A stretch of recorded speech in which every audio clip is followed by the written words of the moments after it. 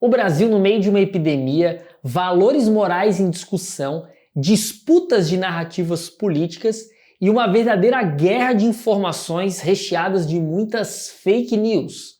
Calma, eu não estou falando do Brasil atual, mas sim da revolta da vacina ocorrida em 1904. Meu nome é Dalton, sou professor e hoje eu tenho essa história para contar.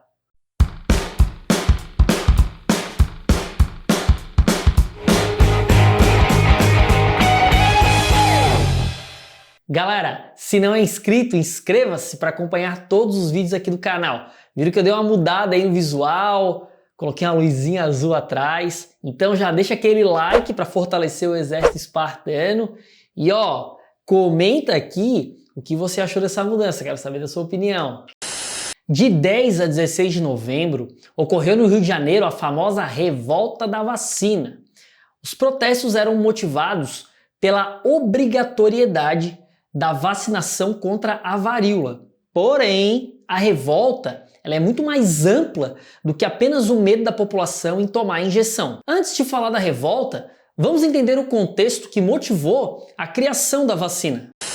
A varíola sempre foi uma doença temida pela humanidade, matando milhares de pessoas desde épocas mais remotas. Uma das técnicas mais antigas, utilizadas por chineses e indianos, na tentativa de prevenir essa doença, era utilizar crostas de feridas ou pus de uma manifestação branda da varíola humana de alguém infectado para gerar imunidade em pessoas saudáveis. Foi só no final do século XVIII que o médico Edward Jenner notou que algumas pessoas mostravam-se imunes à varíola, principalmente as ordenhadoras que tinham se contaminado com a cowpox, que é uma espécie de varíola do gado, que também causa essas pústulas, porém ela não chega a causar a morte dos animais.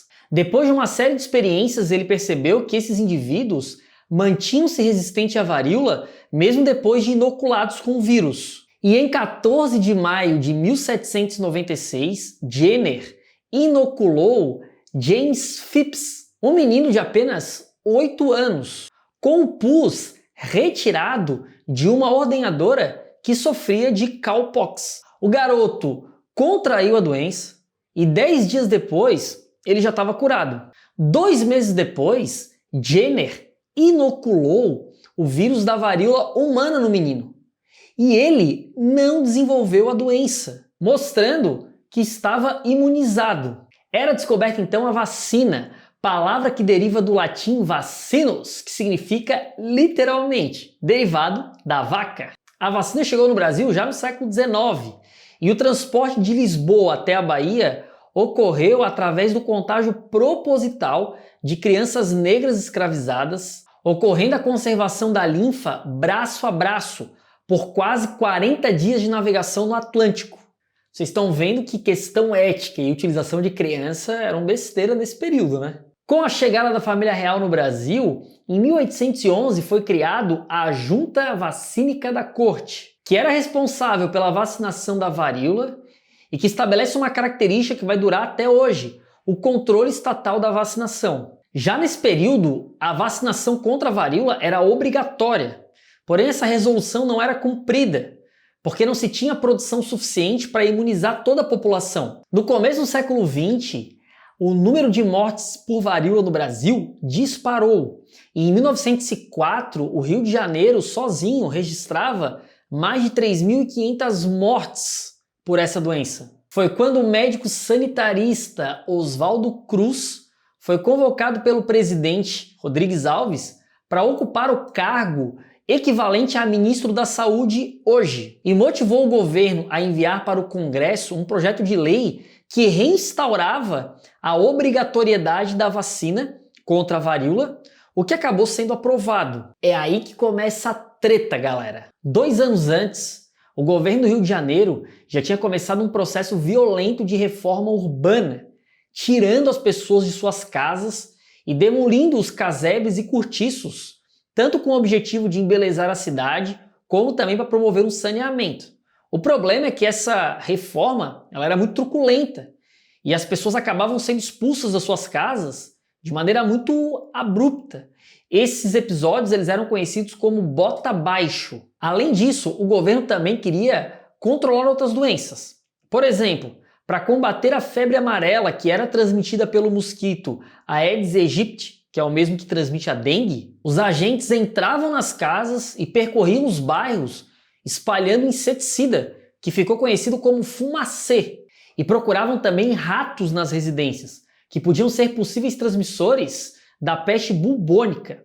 Essas invasões começaram a deixar a população indignada. Por isso, podemos dizer que uma combinação de fatores acabou gerando um enorme descontentamento popular. E a obrigatoriedade da vacinação pode ser considerado um estopim para a explosão desse descontentamento entre a população. E para você que acha que a politização do discurso em torno de uma vacina é algo exclusivamente atual, se enganou. Oposicionistas do presidente Rodrigues Alves, o deputado Barbosa Lima e o senador Lauro Sodré começaram uma campanha de desinformação, com o objetivo claro de desestabilizar o presidente. Discursavam afirmando que a vacina servia para introduzir a doença no corpo das pessoas, o que de fato não estava tão errado assim, porém com o objetivo de provocar um extermínio em massa da população. As fake news explodiram. Chegou a circular um boato na época de que as pessoas que tomavam a vacina ficavam com feições bovinas, podendo até ter um chifre. Claro que o governo também não fez a parte dele de realmente fazer uma campanha efetiva de conscientização das pessoas em relação à importância da vacina. E a oposição não parou por aí. Ela começou a dizer que a honra dos homens estava em perigo, pois os agentes sanitários do governo iriam entrar nas casas forçando suas esposas e filhas a mostrar o braço, a coxa e até mesmo as nádegas, dando a entender que os servidores da saúde abusavam das moças na hora de aplicar a vacina. O argumento de que a vacina também feria as liberdades individuais era utilizado. E em novembro de 1904 foi criado a Liga contra a Vacina Obrigatória. Com a falta de esclarecimento e conhecimento das pessoas e uma enxurrada de desinformação, de 10 a 16 de novembro, houve um enfrentamento da população contra as forças do governo. Teve quebra dos meios de transportes, como o incêndio de bondes, depredação de prédios públicos e ataques a agentes higienistas. Apesar de não conseguir derrubar Rodrigues Alves do governo, que aliás vai morrer em 1919 de gripe espanhola, outra pandemia que atingiu violentamente o Brasil nesse começo do século XX, tem vídeo aqui no canal, vou deixar nos cards para vocês e também na descrição. O governo acabou recuando e suspendeu a obrigatoriedade da vacina. Porém, contra os revoltosos, o governo foi truculento. Foram um total de 945 prisões, 461 deportados, a maioria para o recém-comprado Acre, 110 feridos e 30 mortes em menos de 2 semanas de enfrentamento. A vacinação, que vinha em uma crescente, despencou.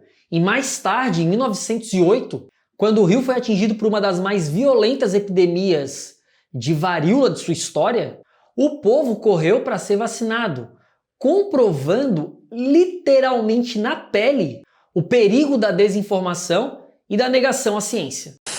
Pessoal, agora eu quero saber a opinião de vocês. Vocês acham que as vacinas, que são amplamente estudadas e que têm a sua eficácia comprovada, devem ser obrigatórias? Comenta aqui embaixo, quero saber muito a opinião de vocês. Eu vou ficando por aqui, até o próximo vídeo. Valeu, galera!